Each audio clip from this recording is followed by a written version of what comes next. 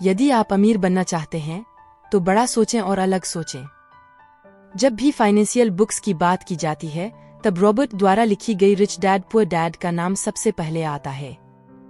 यह किताब हर उस इंसान के लिए लिखी गई है जो अमीर बनना चाहता है। यह किताब लोगों को पैसे का इम्पोर्टेंस समझाती है।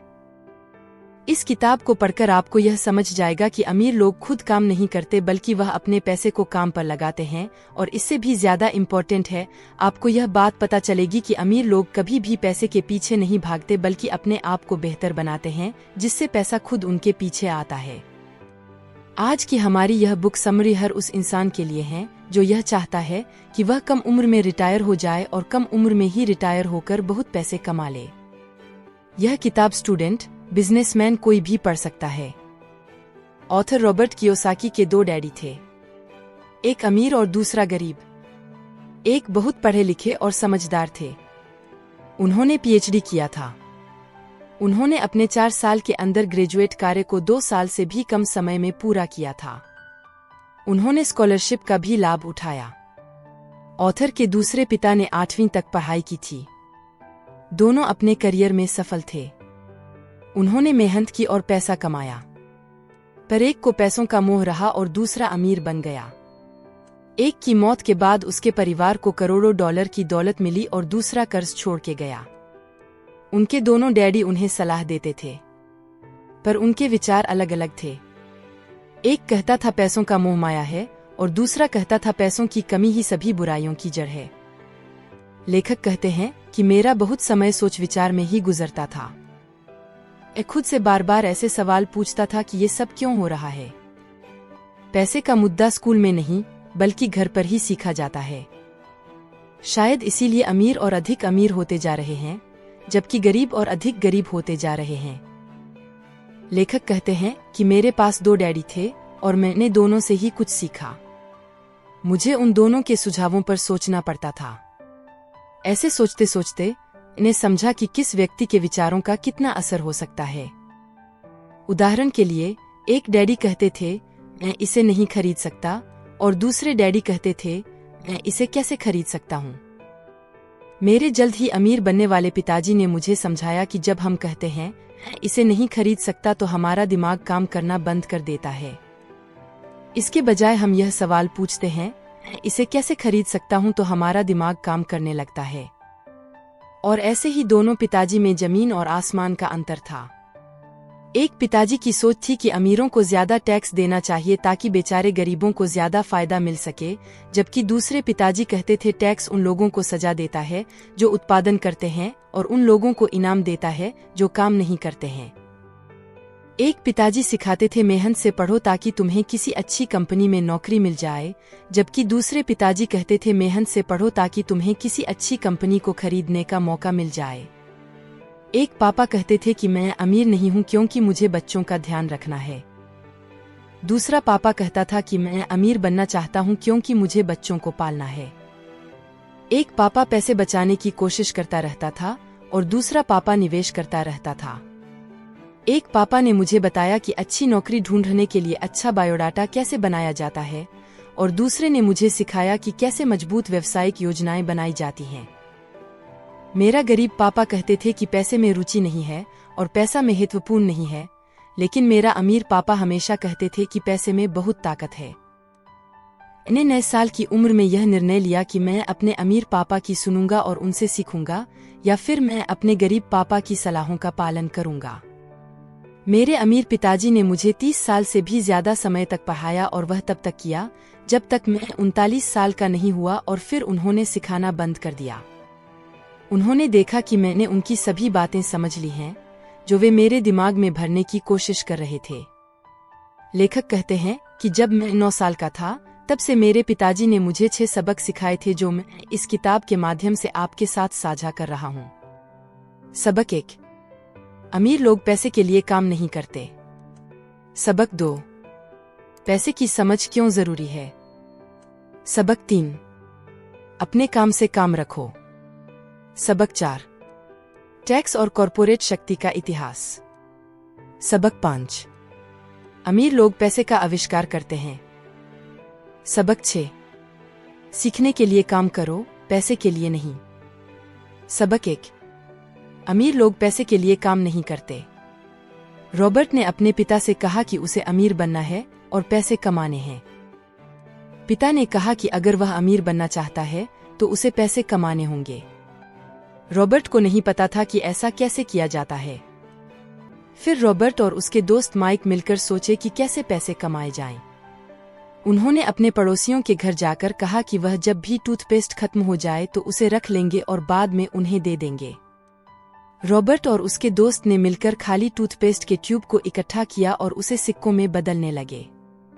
लेकिन जब उनके पिता ने यह देखा तो उन्हें बताया कि घर पर सिक्के बनाना गैरकानूनी है। तब रॉबर्ट और उनके दोस्त का प्रयास असफल हो गया। इसके बाद रॉबर्ट के पिता ने कहा कि अगर वे पैसे कमाना सीखना चाहते हैं तो वे माइक के पिता से सीखें। माइक रॉबर्ट का दोस्त था और रॉबर्ट माइक के पापा को अपना रिच डैड कहते थे। माइक और रॉबर्ट अपने रिच डैड के पास गए जानने के लिए कि पैसे कैसे कमाए जाते हैं। रिच डैड ने कहा, मैं तुम्हें पैसे कमाना सिखा सकता हूँ, लेकिन इसके लिए तुम्हें मेरे साथ काम करना होगा। फिर मैं तुम्हें सिखाऊंगा। रॉबर्ट और माइक ने हाँ कह दी और वे दोनों शनिवार को आते और 3 घंटे काम करते हैं, जिसके बदले में रिच डैड उन्हें 10 सेंट प्रति घंटे देते थे। रॉबर्ट और माइक 10 सेंट के बदले वहां डब्बू की सफाई करते थे। लेकिन रॉबर्ट को पैसे बहुत कम लगे और वह यहाँ से कुछ सीख नहीं रहा था। रॉबर्ट ने 3 हफ्ते बाद काम छोड़ना चाहा क्योंकि उनके पिता ने कहा 10 सेंट बहुत कम है, कम से कम 25 सेंट चाहिए। रॉबर्ट ने फिर अपने रिच डैड के पास गया और कहा, मैं यह काम नहीं करूंगा क्योंकि आपने सिखाने का वादा किया था और कुछ सिखाया नहीं, और मुझे इसमें कम पैसे मिल रहे हैं। रिच डैड ने कहा, मुझे पता था तुम यह काम छोड़ दोगे, लेकिन तुमने सच्चाई से मुकाबला किया। मैं तुम्हें अब नहीं सिखा सकता, लेकिन मुझे खुशी है कि तुम सच्चाई को पसंद करते हो और कुछ सीखना चाहते हो। रिच डैड ने कहा, रॉबर्ट, तुम सच में जानना चाहते हो कि अमीर कैसे बना जाए? तो तुम जो भी काम कर रहे हो उसमें लगे रहो, लेकिन अब से तुम्हें इसके लिए पैसे नहीं मिलेंगे। रॉबर्ट ने पूछा, क्या पैसे नहीं मिलेंगे? रिच डैड ने कहा, नहीं, पैसे नहीं मिलेंगे। तुम्हें सीखना है या नहीं, यह तुम्हारे हाथ में है। रॉबर्ट ने कहा, ठीक है। लेकिन रॉबर्ट ने अपने पिता को नहीं बताया कि उसे अब पैसे नहीं मिलेंगे। रॉबर्ट ने बिना पैसे के काम किया। एक दिन उसने देखा कि कोई कॉमिक्स बेच रहा था। उसने और माइक ने कॉमिक्स का बिजनेस शुरू किया। रॉबर्ट ने माइक के घर में कॉमिक्स की लाइब्रेरी खोली और माइक की बहन को लाइब्रेरियन बना दिया। दोनों ने हफ्ते में $10 कमाए, जिसमें से $1 माइक की बहन को दिया। अब रॉबर्ट फ्री था। अब उसे पता चल गया था कि पैसे के लिए काम नहीं किया जाता, पैसा काम करता है। रॉबर्ट ने कहा, रिच डैड ने हमें इतनी अच्छी सलाह दी, जो ज्यादा वेतन नहीं देने के बजाय। सबक 2। पैसे की समझ क्यों सिखाई जानी चाहिए? अगर आप धनवान बनना चाहते हैं तो पैसे की समझ होनी चाहिए। संपत्ति क्या होती है, दायित्व क्या होता है, आय क्या होती है, व्यय क्या होता है, इसके बारे में जानना बहुत जरूरी है। रॉबर्ट के पिता पढ़े लिखे और पैसे कमाने में माहिर थे, लेकिन उन्हें पैसों की समझ नहीं थी। इसलिए वे पैसे नहीं बचा पाते थे और जितना पैसा कमाते थे उतना ही कर्ज में उलझे रहते थे, क्योंकि उन्हें संपत्ति और दायित्व का अंतर नहीं पता था। अमीर लोग संपत्ति इकट्ठा करते हैं, जबकि गरीब और मध्यवर्गीय लोग दायित्व इकट्ठा करते हैं। बहुत से लोगों को यह नहीं पता होता कि जब वे एक नया घर खरीद रहे हैं तो उनका पास संपत्ति है या दायित्व। घर एक दायित्व है क्योंकि इसमें हमारे पैसे खर्च होते हैं। रॉबर्ट के पिता का वित्तीय स्थिति पत्र में जितनी आय होती उतना ही व्यय होता, और संपत्ति उनके पास कम थी और दायित्व बहुत ज्यादा था। इसके बावजूद रॉबर्ट के अमीर दादा की आय अधिक थी और व्यय कम था, इसलिए संपत्ति उनके पास अधिक थी और दायित्व कम था। अमीर लोग हमेशा अपने पैसों को संपत्ति में लगाते हैं, न कि दायित्व में। आज के दिनों में बहुत से लोग इसे समझ रहे हैं और म्यूचुअल फंड और स्टॉक मार्केट में निवेश कर रहे हैं। मध्यवर्गीय की मांग को पूरा करने के लिए नए म्यूचुअल फंड बन रहे हैं, जो सुरक्षा के प्रतीक हैं। याद रखें, अमीर संपत्ति खरीदते हैं, गरीब केवल खर्च करते हैं, और मध्यवर्ग दायित्व खरीदता है, पर यह समझता है कि वह संपत्ति खरीद रहा है। सबक 3। अपने काम से काम रखो। अधिकांश लोग अपने लिए नहीं, दूसरों के लिए काम करते हैं। पहले वे कंपनी के मालिक के लिए काम करते हैं, फिर टैक्स के कारण सरकार के लिए और फिर बैंक के लिए। लोग पैसे की कमी का सामना करते हैं क्योंकि वे अपनी पूरी जिंदगी दूसरों के लिए ही काम करते रहते हैं। कई लोगों के पास जिंदगी भर काम करने के बाद भी अपने लिए कुछ नहीं बचता। असली संपत्ति कई तरह की होती है। कुछ बिजनेस ऐसे होते हैं जिनमें मैं निवेशक हूं, परंतु लोग उन्हें चलाते हैं। यदि मुझे वहां काम करना पड़े तो वह मेरी नौकरी होगी। Stock, bond, mutual fund, real estate, IOU notes, बौद्धिक संपदा, संगीत पटकथा पेटेंट और रॉयल्टी जैसी चीजें संग्रहित हो सकती हैं। जब आप अपने बिजनेस को बनाने में निवेश करते हैं तो आप उसमें जादू का सामर्थ्य पाते हैं। अमीरों का एक बड़ा रहस्य यह है कि वे अपने काम से काम रखते हैं और भीड़ से आगे रहते हैं। यह राह है जिस पर हम सभी चलते हैं। सबक 4। टैक्स का इतिहास और कॉरपोरेशन की ताकत। अमीर पिताजी ने मुझे और माइक को समझाया कि इंग्लैंड और अमेरिका में पहले कोई टैक्स नहीं थे। ब्रिटेन में 1799 से 1816 तक नेपोलियन के साथ युद्ध के दौरान टैक्स लगाए गए थे और अमेरिका में 1861 से 1865 तक सिविल युद्ध के खर्च के लिए टैक्स लगाए गए थे। 1874 में इंग्लैंड ने अपने नागरिकों पर इनकम टैक्स को स्थायी रूप से लागू किया। अमीर पिताजी ने कहा कि लोगों ने टैक्स का समर्थन किया क्योंकि उन्हें यह बताया गया था कि टैक्स अमीरों की सजा देने और मध्यवर्ग और गरीबों को मदद देने का साधन है। सरकार को पैसे की भूख बढ़ गई और जल्द ही मध्यवर्ग पर टैक्स लगाने की बात आई। लोगों को टैक्स के बोझ से बचने के लिए 3 चीजें चाहिए: अकाउंटिंग, निवेश और बाजार की समझ। कारपोरेशन के मालिक और कर्मचारी दोनों ही कमाते हैं, खर्च करते हैं और टैक्स चुकाते हैं। कारपोरेशन के लिए संपूर्ण फाइनेंशियल राजनीति के लिए कारपोरेशन की संपत्तियों के चारों तरफ का ज्ञान बहुत जरूरी है। सबक 5। अमीर लोग पैसे का आविष्कार करते हैं। लेखक ने कहा कि 300 साल पहले जमीन की मालामाल थी। इसका मतलब है कि जिस आदमी के पास जमीन थी उसके पास धन था। फिर जब फैक्ट्री का आविष्कार हुआ और उत्पादन शुरू हुआ तो अमेरिका ने उद्योग में अपनी भूमिका बदल ली। उद्योगपति के पास धन आ गया और सूचना का युग आया। अब जिस आदमी के पास अधिक सूचना थी वह अमीर बन गया। लेकिन समस्या यह है कि सूचना तेजी से बदल रही है और यह नया संचार जमीन या फैक्ट्रियों की तरह बांधा नहीं जा सकता। आज मैं बहुत से लोगों को संघर्ष करते देखता हूं और ज्यादातर समय मेहनत करते देखता हूं। यह इसलिए होता है क्योंकि वे पुराने विचारों में अटके रहते हैं और समय के साथ नहीं बदलते हैं। 1984 में मैंने करोड़ों कमाए, लेकिन यह केवल इसलिए हुआ क्योंकि स्कूल सिस्टम मुझे वह सिखाया नहीं जो मैं आगे बढ़ा।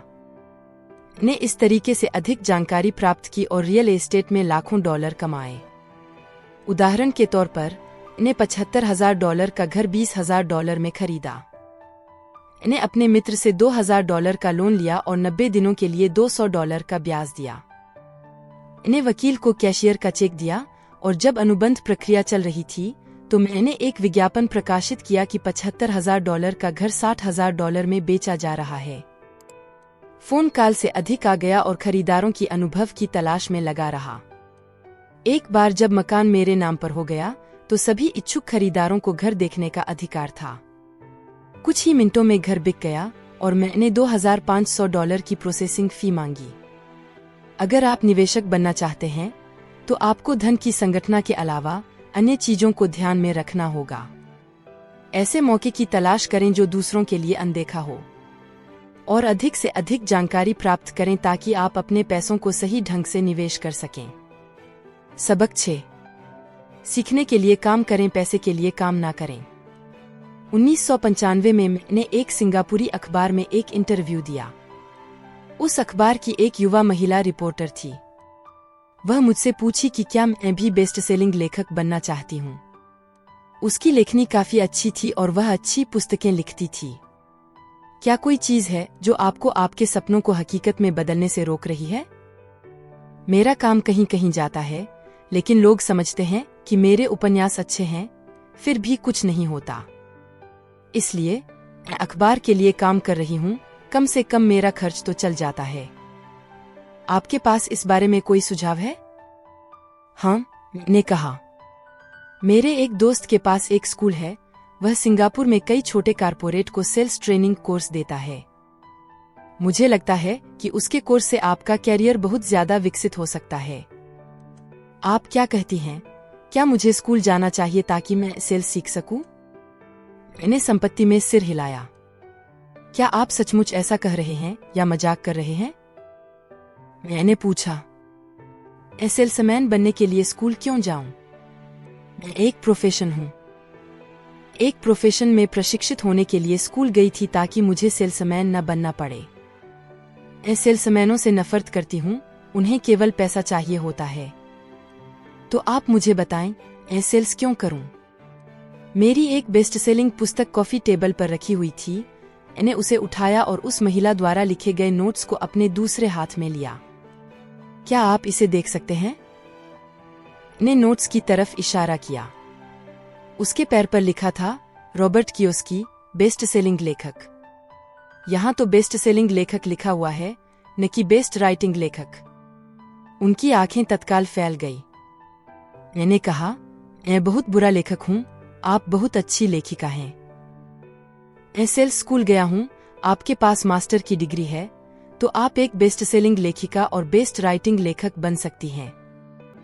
उनकी आंखों में गुस्सा था और उन्होंने कहा, मैं कभी इतनी नीचे नहीं गिरी हूं। सेल्स सीखने के लिए प्रशिक्षण में आप जैसे लोगों को लिखना ही नहीं चाहिए। मैं प्रोफेशन लिखती हूं और आप सेल्समैन हैं, यह सही नहीं है। 1969 में जब मैंने योगेश मर्चेंट मरीन एकेडमी से ग्रेजुएट किया, तो मेरे पढ़े लिखे डैडी खुश हुए और स्टैंडर्ड ऑयल ऑफ कैलिफोर्निया ने मुझे उनके ऑयल टैंकर प्लेट में काम दिया। मेरी शुरुआती तनख्वाह $42,000 प्रति वर्ष थी और मुझे केवल 7 महीने काम करना पड़ता था। बाकी के 5 महीने मुझे छुट्टियां मिलती थीं। 5 महीने छुट्टियों के बदले मेरी तनख्वाह दुगनी हो सकती थी। मेरे सामने एक बहुत अच्छा कैरियर था, परंतु मैंने 6 महीने बाद ही इस्तीफा दे दिया। मैंने माइनक्राफ्ट में भर्ती हो गया ताकि मैं हवाई जहाज उड़ाना सीख सकूं। मेरे पढ़े लिखे डैडी का दिल टूट गया, लेकिन अमीर डैडी ने मुझे बधाइयां दी। मेरे पढ़े लिखे डैडी के लिए नौकरी की सुरक्षा ही सब कुछ थी और मेरे अमीर डैडी के लिए सीखना ही सब कुछ था। आप सभी को 2 महान उपहार दिए गए हैं, आपका दिमाग और आपका समय। या आपके हाथ में है कि आप इसका सही उपयोग करें या न करें। आपके हाथ में है कि आप अपने आगे बढ़ने का निर्णय कैसे लेते हैं। आप हर दिन, हर डॉलर के साथ अमीर, गरीब या मध्यवर्गीय होने का निर्णय लेते हैं। दोस्तों, यह थी रिच डैड पुअर डैड की हिंदी में समरी। आपको इस किताब में दिए नियमों को अमल में लाना होगा, तभी जाकर आप जल्दी अमीर बन पाएंगे। अब यह आपके हाथ में है कि आप जो पैसा कमाते हैं उसे पूरा खर्च करते हैं या सबसे पहले खुद को पे करके उसे बचाकर सही जगह पर निवेश करके अमीर बनते हैं। यदि आप इस किताब को पूरी पढ़ना चाहते हैं तो आप नीचे दिए गए लिंक से खरीद सकते हैं।